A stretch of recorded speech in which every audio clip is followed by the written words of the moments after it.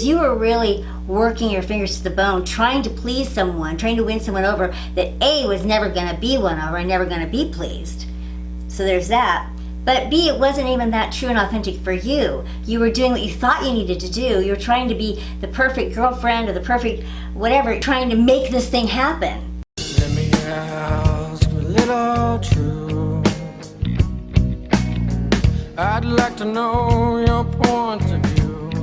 Hi everybody, welcome to Evening TV. I'm Evening Ransom. So every person, male or female, has masculine and feminine energy. Masculine energy is the doing energy. It's the energy of competition, of take charge, of thinking. It's up in the head, thinking and doing. And that's how you manage to get a career. That's how you manage to get anything done. Feminine energy is about receiving, and it's about feelings. And they're really the perfect contrast. Men, healthy men, really need the feminine energy, which they can't provide for themselves. And it kind of also works out to be a really good filter against toxic people. Narcissistic or disordered men are not going to be as attracted to a woman who is in her feminine energy. In my abusive marriage, in my abusive relationships, I had really lost touch with my feminine essence. I really had. Because what I did, we might think that you're in your feminine essence when you're doing for people. You're just, bending over backwards, trying to, make their life perfect and trying to save them from everything and trying to take care of them and all this. But that is masculine energy. Masculine energy is about the protecting and the taking care of and the pursuing and all of that. And feminine energy is about leaning back and receiving. And so all that doing and all that trying to make things happen, and I was very when I got married the first time, I was very fixed in. I had an agenda. I had a schedule that I wanted to meet. I wanted to. I felt like I was in a transitional time, and I had no real clear plan on my life, and I really wanted to belong somewhere. And I just left Los Angeles, my whole life there, and I had just been rejected by my parents, and so I just wanted to find a man and start building a life with him.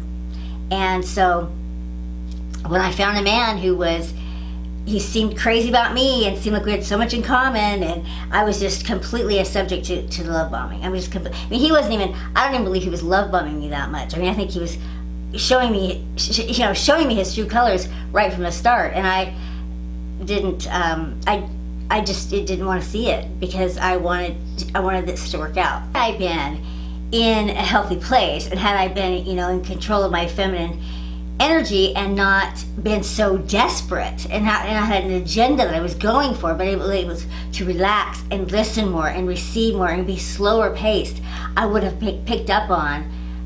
I wouldn't have made those mistakes. I wouldn't have been so frantic. And a narcissistic man wouldn't really be that interested in a woman practicing some of these patterns, because they want to have conflict. They want to have drama. Practice of being, in your healthy sort of feminine energy, there isn't a lot of drama. Even though you do talk about your feelings a lot, you're not arguing, you're not accusing them of anything, you're not attacking them ever. You're basically just saying, you're practicing, talking about your feelings.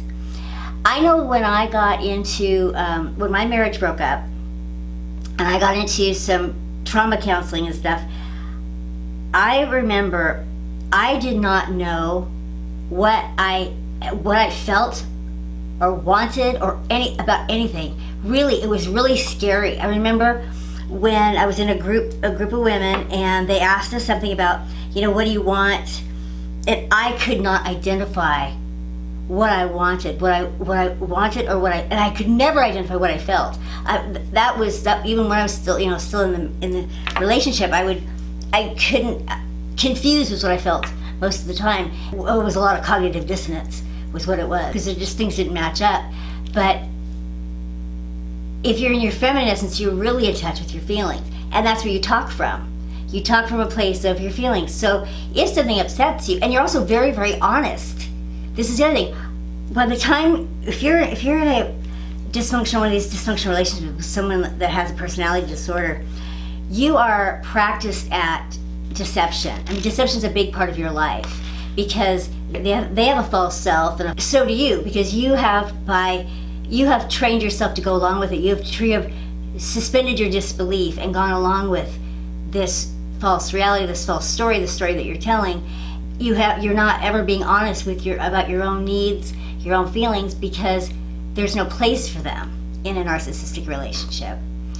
And you may not even be aware of any of this, especially if you were raised this way, which was the case for me. I was raised this way and I just transferred it on over to, relationship. And there was a lot of drama because I wasn't really honest I didn't mean to be dishonest, but I wasn't honest about what my needs were, my feelings were, what was going on in the relationship, that I was being abused and neglected. I never used the word abused, never, when I was in the relationship. Never once did I ever say that I was in an abusive relationship, or that I was being abused, or that I was even being mistreated, until well after the relationship was over. So only after all my relationships broke up with my family and everything did I ever label them, or I admit that they were emotionally abusive relationships. And by then it was only because it was just so undeniably obvious that they were. When we're looking at a narcissistic relationship, and you see it's at the peak of its dissatisfaction, and you are, breaking up. What I want you to look at is, over the course of the relationship, what changed about you? How did you change? Because here's what I saw when I did this for myself. I saw that when I started the relationship, I had friends, activities, I had classes I was taking, I had my own job, I had this whole life going on when I got involved with him and started a relationship with him. By the time it was over, granted it was 10 years, but by the time it was over, I was withdrawn from my friends, and everything was centered around him, every single thing. And because he was mistreating me, I was protecting him and not telling anyone that. I was a lot of shame about that.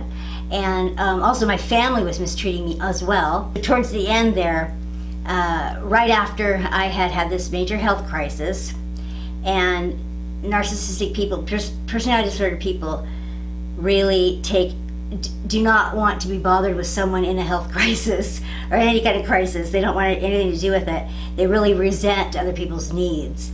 Even their own children, even their own wife, even their own children's mother, they really resent you for having needs. And so the fact that I was having a medical, health crisis and in desperate need was just that much more reason for, now it's time to, we gotta enact this thing and get out of here, And so I was really super vulnerable. I had no balance to my life. When my marriage broke up, it was such a disaster because I just had no balance to my life. I had definitely an abusive husband, for sure, and I had an abusive family, for sure. But I really, really set myself up for trouble. One of the biggest things is you always have to be willing to walk away. Walking away has to be something you'll do. And female energy is certainly not about being a doormat. That's not what it's about at all. It's about actually having really, really firm boundaries, then being soft and relaxed. It's a lot more about being relaxed and about being accepting, and it's about being somewhat soothing. And the man's world's really tough, right?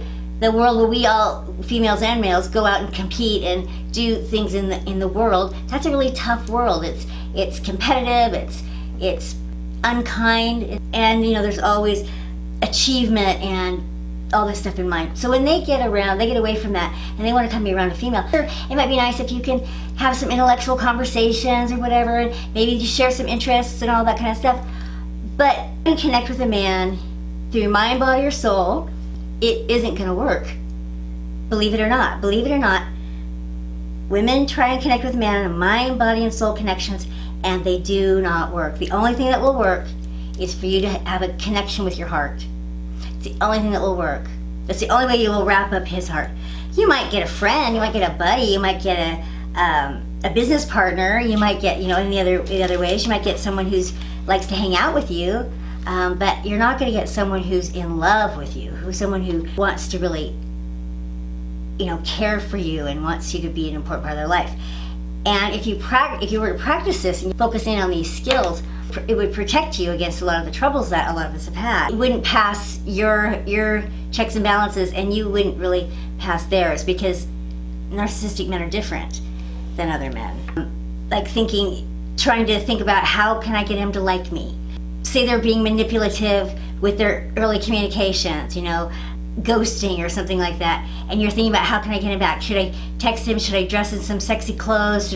These are all masculine energy thoughts.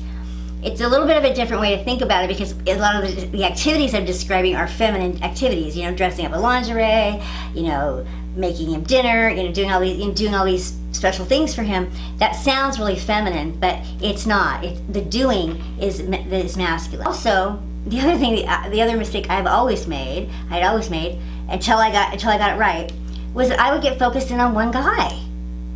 You don't want to do that.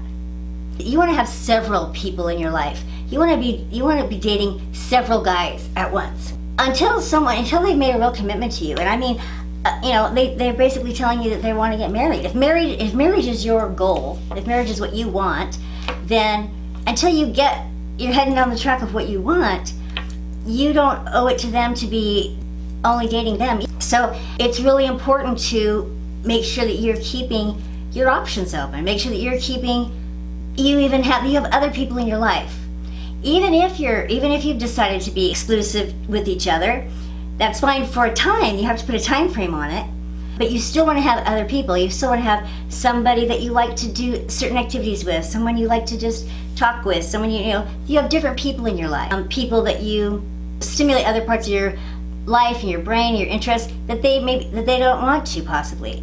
And certainly you need to have girlfriends. You need to cultivate girlfriends. You need to keep always working on yourself, making yourself an interesting person who has a fascinating life, a life that you really love to live, so that it does a bunch of things. It keeps your world so that it's more balanced. If when something happens to this relationship, you're okay, which I wasn't at all. I mean, I was really bad about this, because our lives got really intertwined. And then, of course, in my case, he did the smear campaign, and so knocked out a lot of my relationships too. But even without that, I had withdrawn and isolated and made him really the focus of everything. And so it was really, really terrible when it ended. And all of that is stuff that I could have anticipated had I been in the right headspace myself. It takes a certain amount of self-esteem and a certain amount of self-love to do this, which is why we have to take it in steps. But if you're involved in a narcissistic relationship and that's breaking up, what you want to do is really heal yourself, learn these skills, and then when you get back ready to approach the dating world again, you're doing it from a completely different perspective, and the whole way that you will act and the things you will do will be completely different. And it'll be so much easier. It'll be so much easier, because you are really working your fingers to the bone, trying to please someone, trying to win someone over that A, was never going to be won over and never going to be pleased. So there's that. But B, it wasn't even that true and authentic for you. You were doing what you thought you needed to do. You were trying to be the perfect girlfriend, trying to make this thing happen. Trying to keep it together, trying to fix him, or and also another thing that I was doing, and a lot of you do too, is you are attracted to the guy that is has a sad story to tell and needs your help, needs you to buy into his potential and be the wind underneath his wings. Well, that's not your job, and if you think about all the energy that you put into pining away for him, wondering what he was doing, crying over how badly he was treating you, all the things that you put energy and time in, if you had put that same amount of energy and time into yourself, what could you have done? Where could you be? Think about things like the feeling language. I feel, I felt, I'm feeling, and get used to talking about your feelings and really identifying what they are.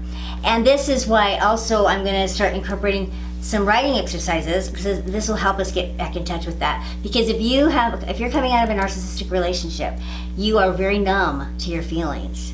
you have gone very numb to your feelings, and so you need to get back in touch with those feelings so that you can use them, because it's really where your power is.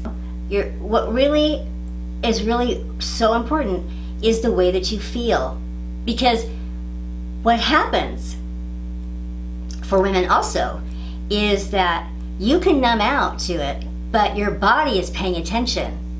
And I don't know, how much you know about my story, but I had a heart attack at 33 years old and a near-death experience.